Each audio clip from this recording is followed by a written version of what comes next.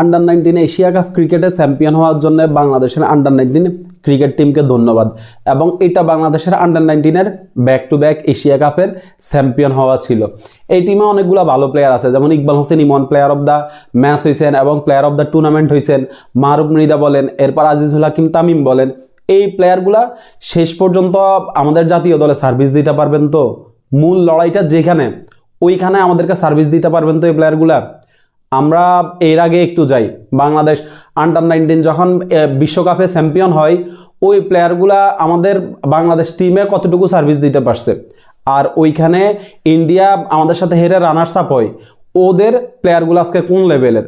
জয়সওয়ালের কথা চিন্তা করেন, রবি বিষ্ণুর কথা চিন্তা করেন, তিলক ভার্মার কথা চিন্তা করেন, ওরা আজকে কোন লেভেলের? আর আমাদের শরীফুল বলেন, আকবর আলী তো হারাই গেছে না এক হিসেবে। আকবর আলীর কথা চিন্তা করেন, পারভেজ হোসেন ইমনের কথা চিন্তা করেন, বা আপনি তামিমের কথা চিন্তা করেন, এরপরে হচ্ছে আপনাকে তৌহিদ হৃদয়ের কথা চিন্তা করেন। কয়েকটা ম্যাচ ভালো খেলার পরে এখন আবার ফর্মে নাই। আমাদের আসলে সমস্যাটা কোথায়? আমাদের এই যে back to back Asia cup champion হয়েছে, এর আগে একবার আপনার আন্ডার-19 বিশ্বকাপ জিতছে, ওইখান থেকে ভালো করার পরে এইখানে এসে মূল লড়াইটা যেখানে, এখানে এসে প্লেয়াররা কেন ছিটকে যাচ্ছে? আর হচ্ছে ইন্ডিয়া প্লেয়ারগুলো ওইখানে ওইভাবে ভালো না করলেও ওরা একটা পর্যায়ে এসে ইন্ডিয়ার জাতীয় দলে বিশ্বমানের প্লেয়ার কিভাবে হচ্ছে? কেন আমাদের এই যে এই পার্থক্যটা কেন?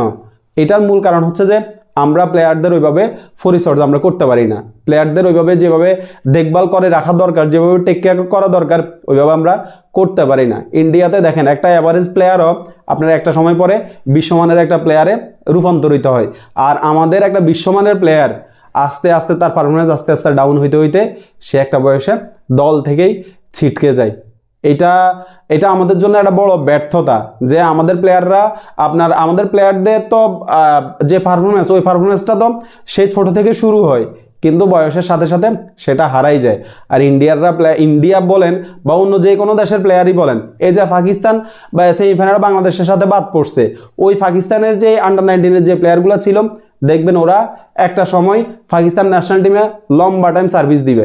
কিন্তু আমাদের এখান থেকে হয়তোবা আমরা একজন বা দুইজন প্লেয়ার পাবো, তাও তারা জাতীয় দলে এসে বেশি দিন স্টে করতে পারবে না, কয়েকদিন পরে হারাই যাবে।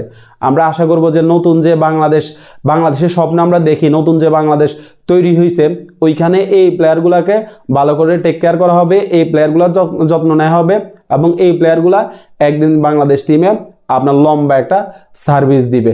এই আশা আমি বাংলাদেশ ক্রিকেট বোর্ডের কাছেই ব্যক্ত করি। ধন্যবাদ সবাইকে।